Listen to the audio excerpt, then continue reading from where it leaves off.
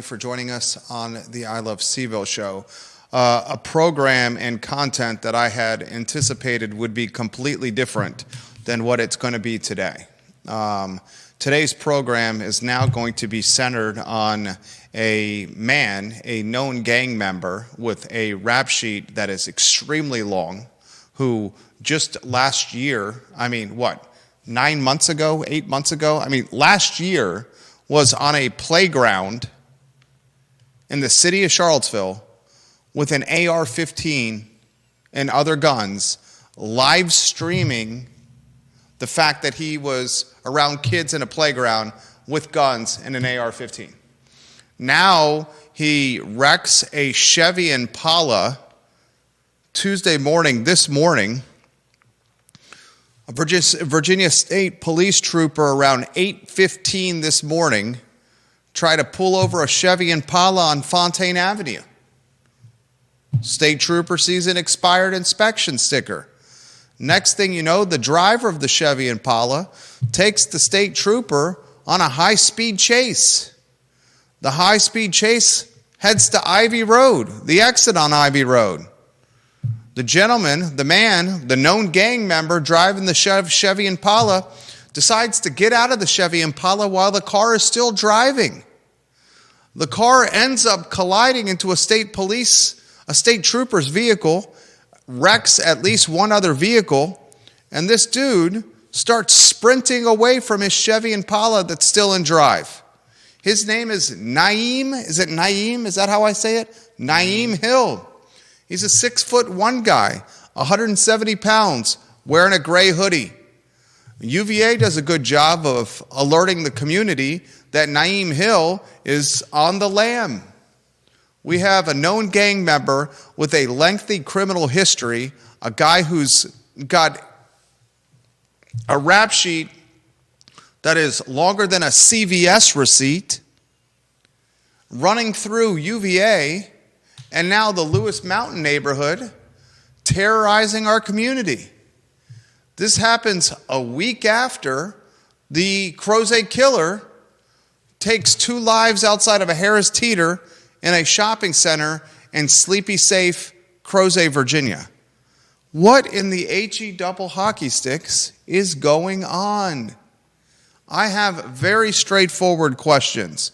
Why is this man not in jail? How can a man with an AR-15 and guns on a city playground with gang affiliation and gang ties, malicious wounding type rap sheets, not be in the slammer? Do we associate this with criminal justice reform? That's a conversation that needs to be had on this show.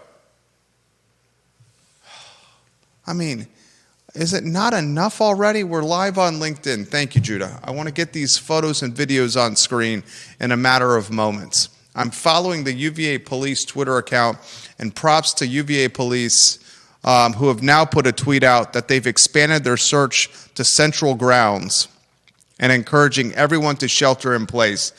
The Lewis Mountain neighborhood is completely on lockdown. The emergency room is on lockdown at UVA. Classes have been canceled. So much to cover on this program. Do we have the man's photo, Judah? Yep. Judah Wickhauer behind the camera,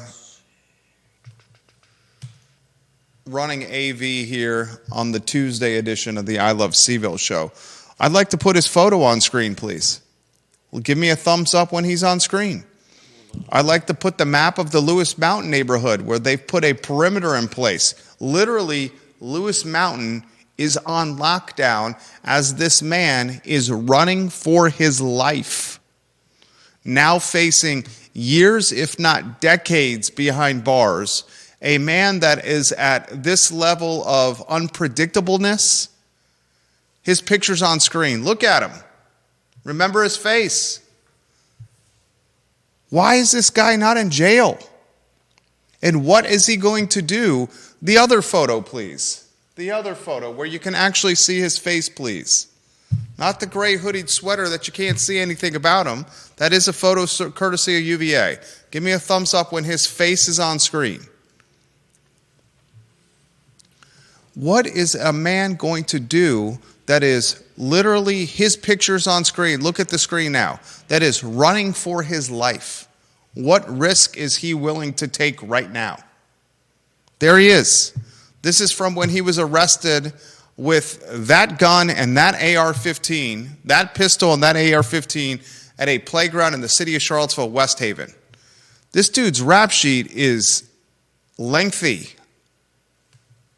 So much I want to cover. Put the Lewis Mountain perimeter.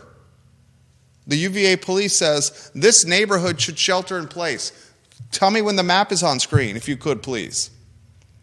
I mean, this is the entire neighborhood of Lewis Mountain. Now they're saying all of UVA grounds needs to shelter in place. Classes are canceled. Hospitals closed. Schools are on lockdown. Look at the Lewis Mountain neighborhood that's been ordered to shelter in place. St. Anne's Belfield Academy is on lockdown. Covenant School's on lockdown. Just an absolute mess 1 week after our community was emotionally held hostage by the Crozet killer and a Harris Teeter, what could have been a way more deadly shooting. Judah Wickhauer 2-shot here. We won't worry about this side panel next to me until later in the program. I'm asking this question. Is criminal justice reform to blame for this? I'm asking this question. Why is this man not in jail right now? I'm asking this question. If we're choosing not to incarcerate people because we want to give them second chances at reform and because of the cost associated with incarceration, how about this question? How much does it cost a community to have every police department hunting for one person? How much does it cost a community to have entire business districts shut down from commerce? How much does it mentally cost a community to have children asking parents and teachers and adults, is this guy potentially going to kill us? This is a terrifying story a week after we lived what is the worst possible nightmare, mass shooter, parking lot, Harris Teeter, Crozet. Anywhere you want to go to start, and then I'm going to go, viewers and listeners, your perspectives and questions.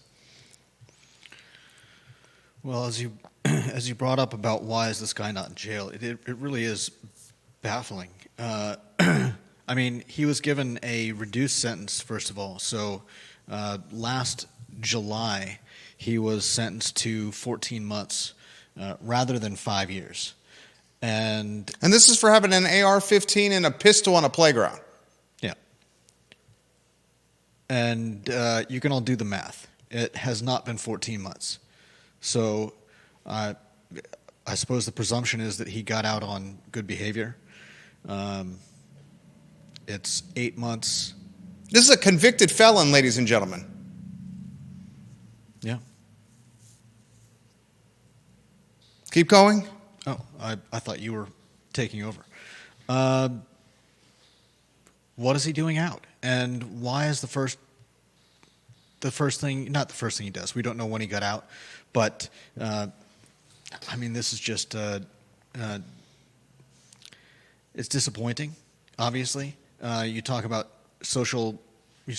justice reform, and I can understand the desire for empathy, the desire for for trying to do well by people that when he was in court last time, his family vouched for him, his mother vouched for him, his girlfriend vouched for him. He had people, saying that he was a hard worker, that he was planning on going to PBCC. So worked at Lumpkins. Yeah. Helping raise his girlfriend's daughter. This guy, before he was 18 years old, ladies and gentlemen, before he was 18 years old, he had been convicted after he was involved in a shootout and had gotten a stolen vehicle, all before he turned 18. Then when he's 18, he goes to a playground in the city with an AR-15 and a pistol.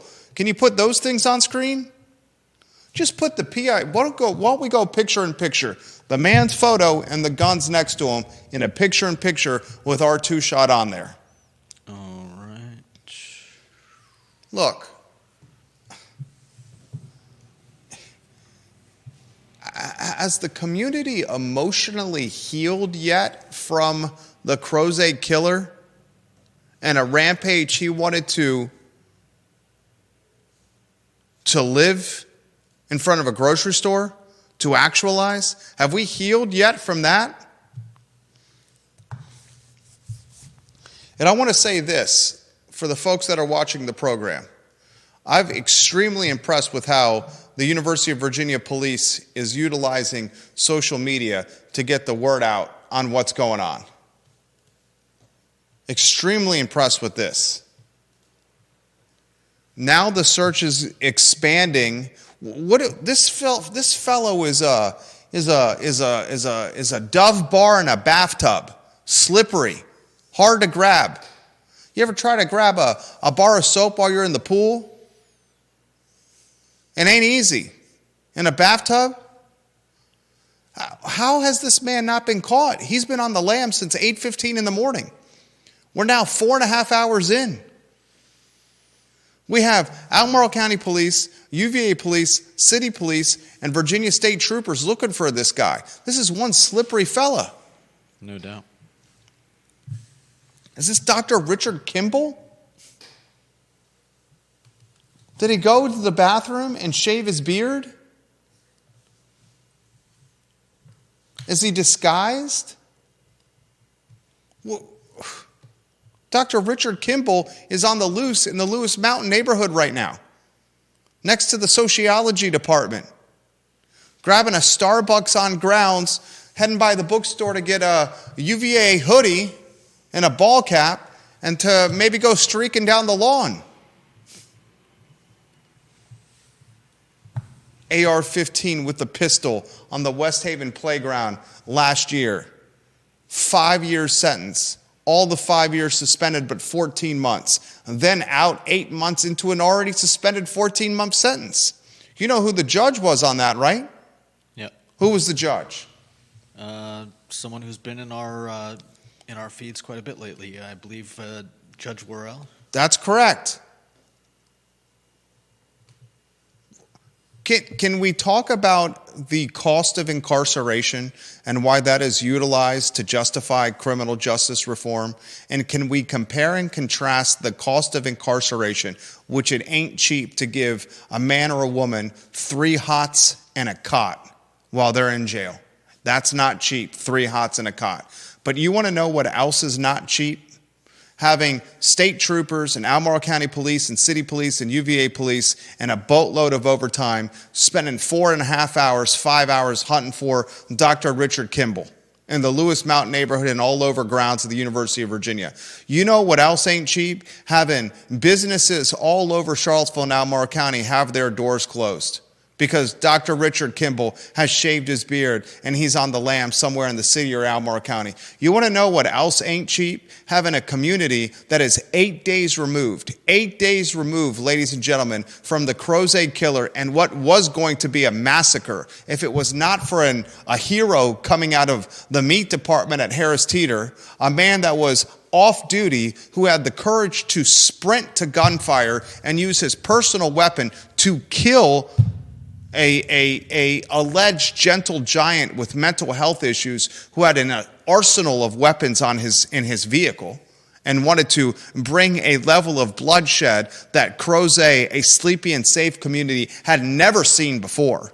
That was going to be a level of bloodshed if it wasn't for this hero that we had never seen before. You talk murder and mayhem, it was a living nightmare, ladies and gentlemen. We're 8 days removed from that, and now we got the gang member version of Dr. Richard Kimball slipping and sliding all over Lewis Mountain, all over UVA, all over every nook and cranny, trying to run for his life right now with years, if not decades, behind bars hanging over his head. When a man or a woman is at this level of desperate, their behavior is unpredictable. When you're this level of desperate, you will do anything because you are that desperate. There is nothing more dangerous than a man or a woman that is literally facing this kind of desperation. Comments, put them in the feed. Judah Wickhauer, your thoughts. Deep Throat highlights that Claude Royale was the judge who suspended all but 14 months of the 5-year sentence. Deep Throat also says, I guess he's... I'm not going to read that comment. Not going to read that comment. Deep Throat does ask a comment if this guy is tied to CRHA housing. Look, Chief Kachis has made this point. There's a very small group of people in this community, a very small group of people in this community that are terrorizing our community. The crime is being targeted or cornered or centered or focused on a very few blocks in the city by a very select group of people. Chief Kachis has made that point. And Deep Throat's run a boatload of data of which corners and blocks the crime originates at and is tied to. And Ginny Hu is quick to correct me. Jerry, Dr. Richard Kimball proved to be innocent when it was all said and done. And you're damn right. I should have highlighted that. Dr. Kimball was innocent. This guy, far from it. She adds the UVA Community Credit Union branch at Barracks Road is on lockdown. I don't know about the other businesses in Barracks Road. The lockdown, I can say, is impacting numerous businesses down Ivy Road. She says, I have questions. I want to know the who, what, when, where, and why, and I want accountability or changes for whoever or whatever has this guy out on the street right now. And then this from an anonymous Twitter account that doesn't have their name associated with it. Good job, anonymous Twitter account that doesn't have their name. It sounds like you're saying the law should take a heavy hand with repeat offenders. Is that not what I'm saying? Of course that's what I'm saying. If you're a repeat offender, yes, the law should take a heavy hand with you. Do you disagree with that, Judah? I mean, it's obviously a case-by-case basis, but no, I don't disagree with the overall sentiment. Right? This guy had an AR-15 and a pistol at a playground and had the gumption or ignorance. Call it gumption.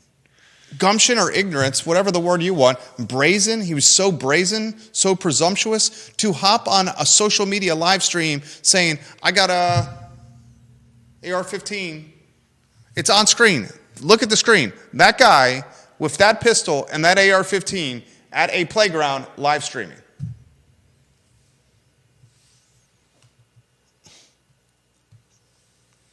Ivy Provisions is on lockdown. That just gets put in the feed. Alicia Waller, welcome to the program. Jen St. Pierre, Logan Wells Kalelo, welcome to the program. Multiple media outlets watching us on the I Love CVille show right now. What are your thoughts, viewers and listeners? Spencer Pushard.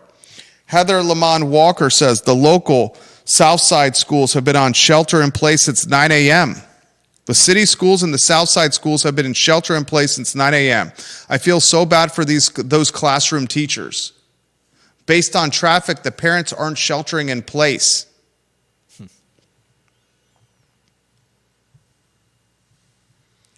We talk about the cost of incarceration.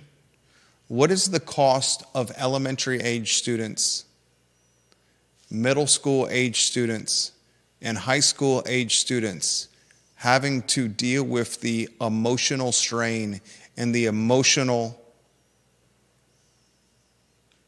mind duck, quack, quack, quack, of asking your teachers, am I going to potentially die? Are we going to get shot? What is going through the mind of children right now as their entire day has been what? What's their entire day been? It's paused. I mean, anything useful they may have Ransacked, destroyed, damaged. I could continue. You could. What is the emotional cost of a 7 or 8 year old wondering if they are safe where they're at now? Any parent understands that concept. Do you not?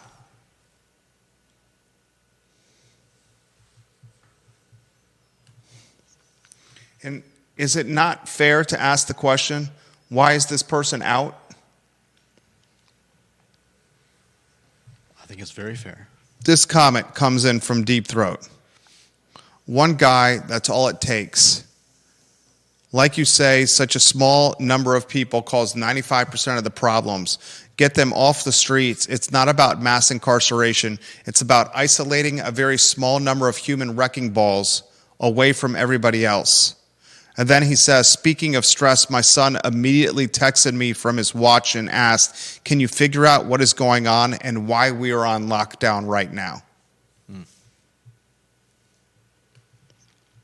How many of us, when we get home today after school, are going to have to navigate the delicate balance of being a listener, a parent, a psychiatrist, a psychologist, an encourager, a safety provider, a blanket of comfort, a sounding board, confession, answers, answering the question why? How many of your kids ask you the question, why? Why did this happen? And when you give them an answer, they then ask, why did that happen then? My 6-year-old does this on the regular. I can assure you today I'm going to be having that conversation. My wife will conversate, she and I will conversate beforehand on how we're going to handle this. I don't have any training onto how to manage lockdown and the collateral damage of emotional vulnerability that stems from lockdowns in schools. I got no experience with that. That wasn't in the playbook when my kids were birthed at Martha Jefferson Hospital. The nurse says, put your kid in the car seat. Can your kid go in the car seat? Can you strap them in? Okay, go be a parent. That's what they say. Go be a parent. You're ready to go.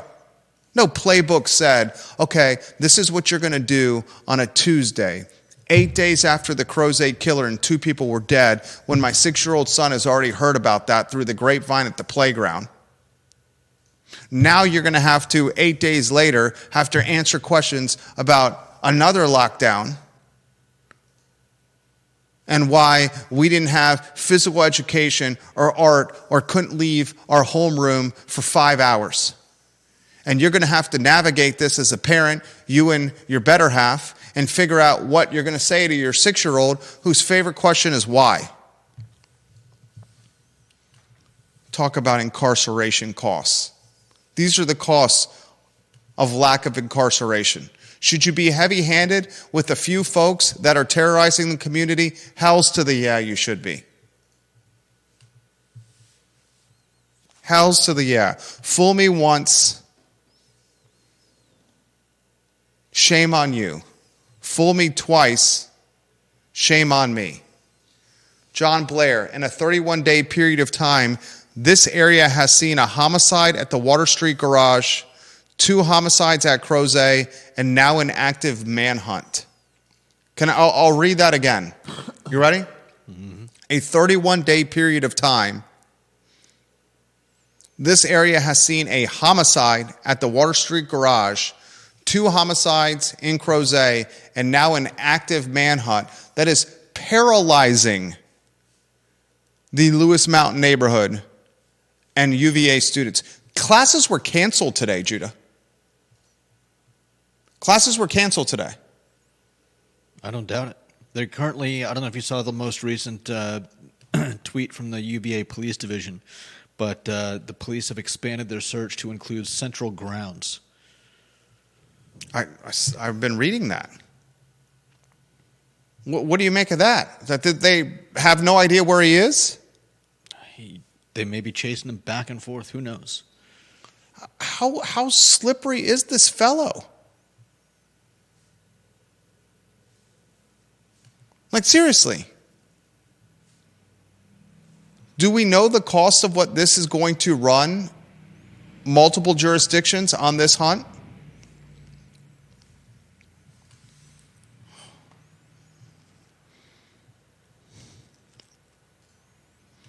Randy O'Neill watching the program. Randy O'Neill says, I tried for 10 years to bring my rig for health, education, and safety to West Haven and other blocks like it. Chief Longo and I tried. The powers that be saw my program as a threat to the narrative. Philip Dow, Patricia Napoleon, and Mike Algieri, thank you kindly for watching the show. How does this best case scenario of how this concludes? The best case scenario of how this concludes, Judah, is what? Best case scenario is in the next minute they catch up to him. There you go. So next minute. I like that you include a timestamp. Put him in cuffs, put him in a car, and in a week we hear about how he's, a great guy who's misunderstood, and they're pausing sentencing to decide, whether. That's not the best case scenario. I'm joking. Oh, jeez, Louise. Best case scenario, I'll take it what you said. And the next minute, he's caught, he's cuffed. And we get an update. And we get an immediate update. The authorities say this is an isolated incident. I mean, it is. And the Commonwealth's attorney, whatever jurisdiction he's in, I guess it started in Fontaine. Does that go into Commonwealth's attorney Plantania's district if it started in Fontaine? Good question. Does it finish in Commonwealth's attorney's Hingeley's district because it's at UVA and that's part of Balmoral County? A sincere question. Programming note on that. Mr. Hingeley's on the show on Wednesday, March 5th. I would imagine this is decades behind bars, potentially, right? I'm no judge. I'm no Commonwealth's attorney. But we already have a convicted felon here. And we have a precedent that's longer than a CVS receipt of criminal behavior.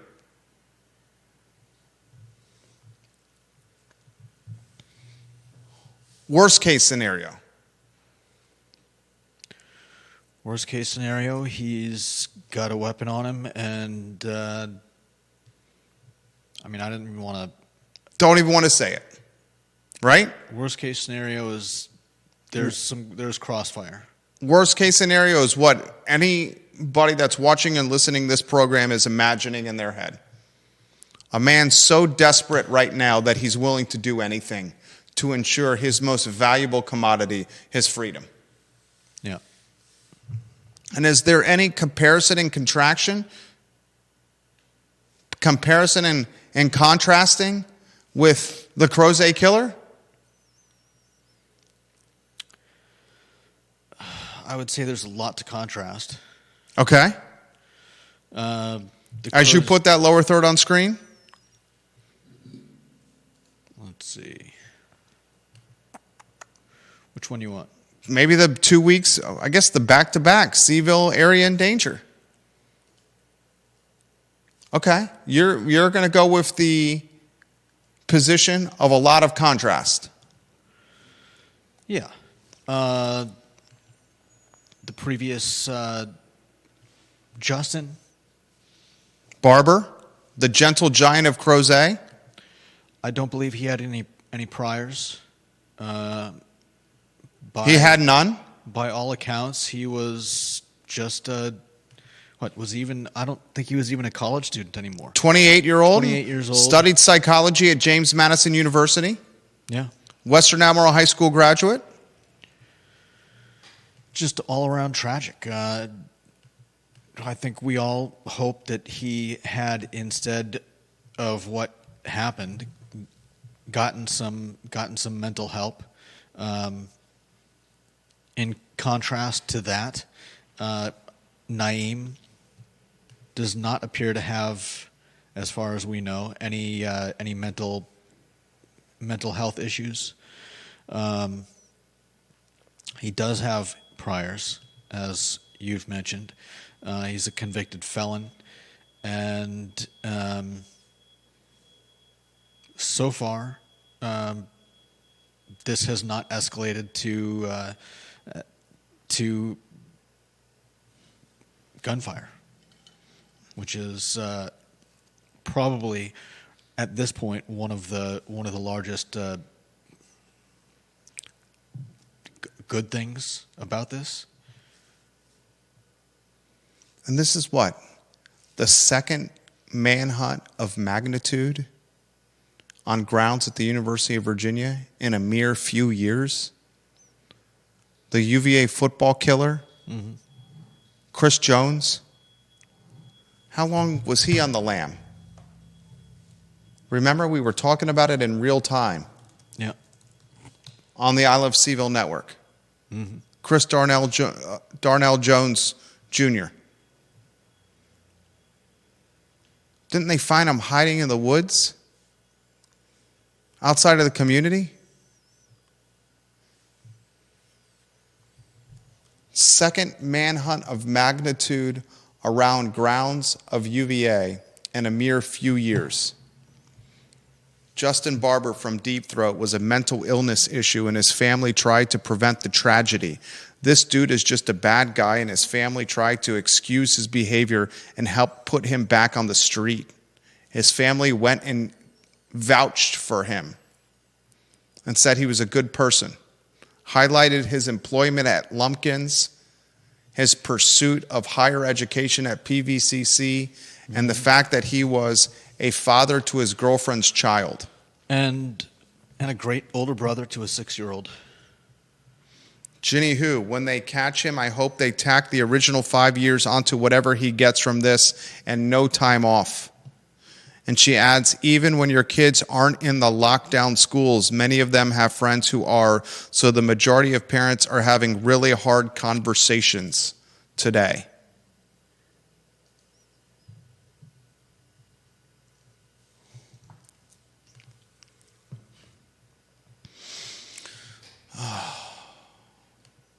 Oof.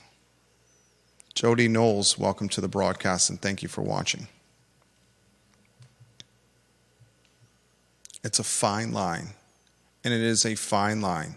I'm not trying to lump this man who's on the lam and use him as the catalyst or the scapegoat or the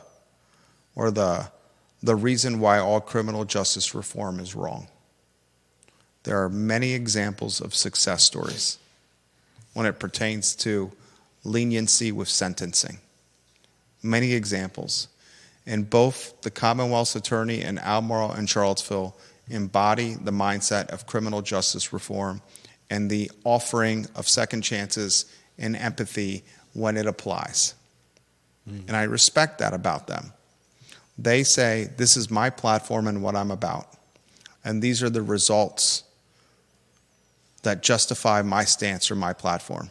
And they have proven track records of success. But when you give someone one chance,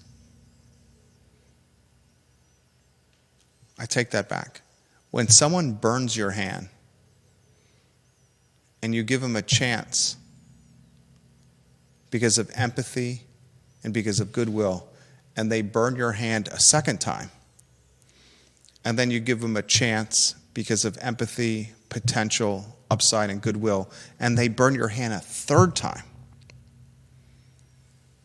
If you keep giving these extra chances, then you're part of the problem. You're culpable for the reaction and damage that comes from with the chances. This guy, before he was 18, was using guns to have a shootout. Yeah. And was stealing cars. Then he goes to playgrounds where kids hang and live streams AR-15s and pistols. And now he's in a Chevy Impala with a dead inspection sticker, runs on foot while the car's still in drive. The car crashes into a state trooper's vehicle and another vehicle. Now he's got the community paralyzed with fear. Paralyzed with fear right now. And it's a community that's reeling because of very raw and real emotional trauma. And that raw and real emotional trauma is Crozet, Harris Teeter, 2 people dead, shooter killed, 3 total. That raw and real emotional trauma is Chris Darnell Jones killing 3 football players, injuring 2 other students in a mass murder. That raw and real emotional trauma is police pepper spraying students in May of last year in a pro-Palestine protest. And that raw and real emotional trauma is Nazis flocking to grounds on August 11th and August 12th with tiki torches, looking to destroy our community.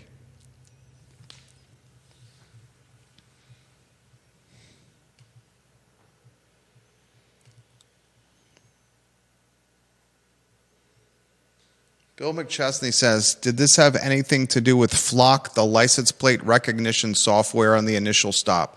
I don't have that answer, sir. Ray Cadell and Spencer Pruchard and Paul Johnson and Angie Stevens-Boyd, thank you for watching the program. I don't have that information. We have very little information that we know. Tiffany Hicks, thank you for watching. But what we do know is being communicated from the UVA Police Department Twitter account. And they're very active with what they're publishing. And props to them. John Blair, what's really worrisome about this is the longer a manhunt like this goes on, the more desperate people become. Let us all pray that this ends peacefully and no one is harmed. Amen, brother. There is few things more dangerous than a man or woman desperate for their freedom. And that's the position we are in. I will say that again. Few things are more dangerous than a man or woman desperate for freedom. Mm-hmm. And a wise person once told me this: foolishness is right next door to strength. With criminal justice reform, we can be in a position where we think we're in a position of strength, where we're giving people second chances at reform, second chances of improving their life, hoping they learn from their past transgression. But that strength, that empathy, is the second cousin of foolishness. Heck, it's the sister or brother of foolishness. And that's what we saw here with, what's his name? Nyeem.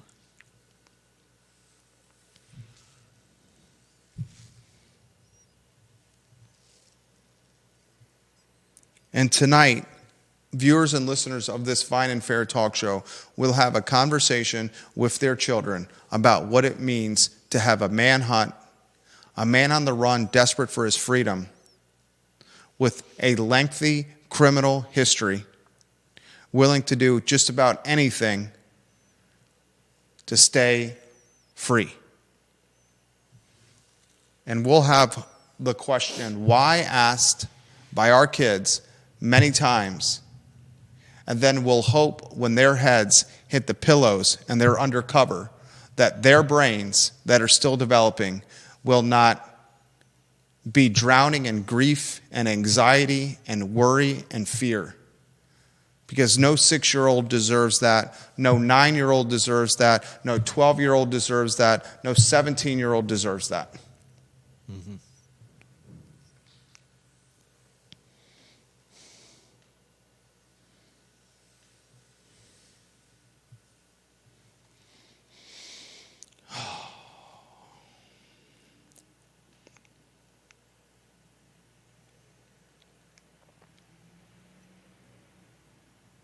I want this to end in peace. and I want it to be a opportunity for the community to start healing. Because active manhunts don't allow communities still navigating emotional trauma to heal.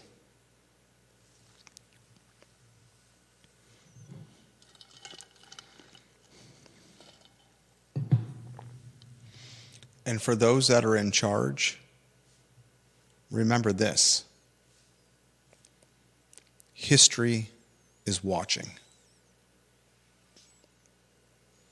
For those that are in charge, and for those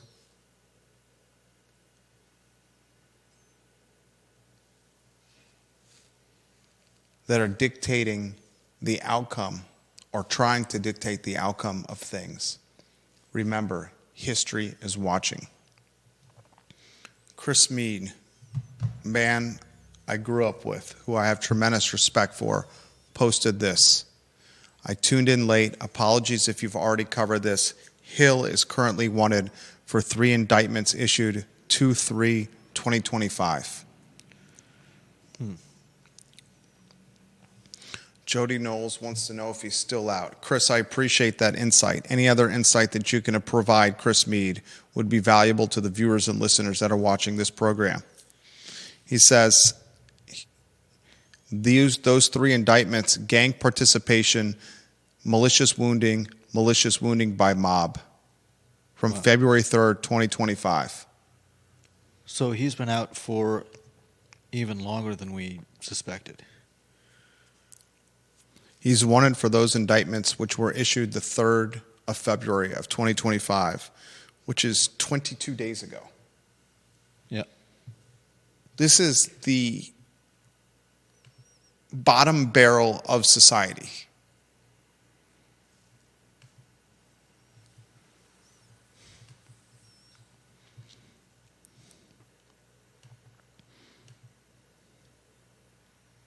I hope that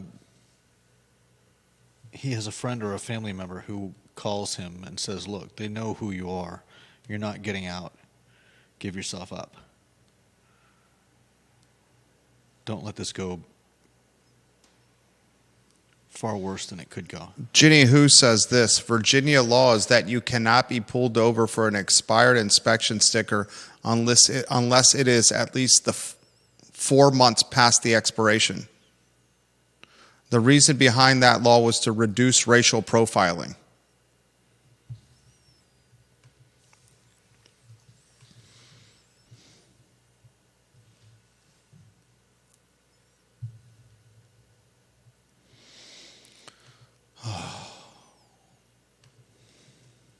Something in the water. Some gas that's coming out from the ground. It's just creating crazy, lunatic behavior. My wife texted me. She's like, what is going on here? She says, life feels heavy.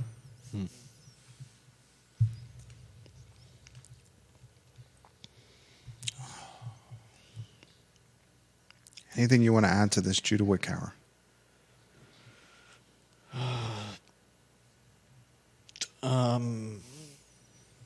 I pray for everyone's safety, and like I said, that someone would get in contact with this guy and convince him that he's not getting away, and he turns himself in, and life for most of us goes on. Goes back to some semblance of normality.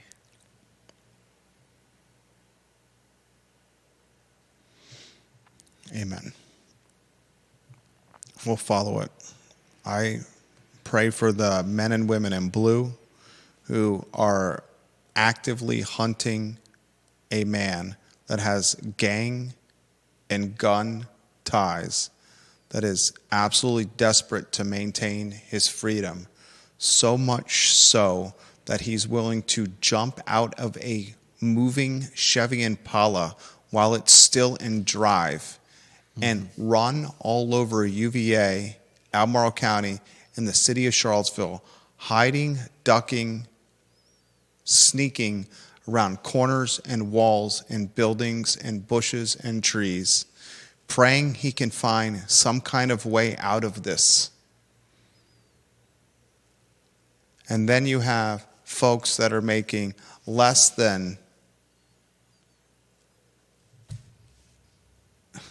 that are making low income wages, risking their lives for our safety.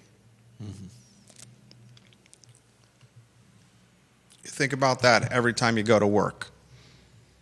And we have a hospital system that's on lockdown, schools that are on lockdown. What if somebody gets injured, not even tied to this, that needs to go to the hospital? Yeah. And kids that are going to be asking all of us when we get home, Mommy and Daddy, what happened today? And this is how I felt.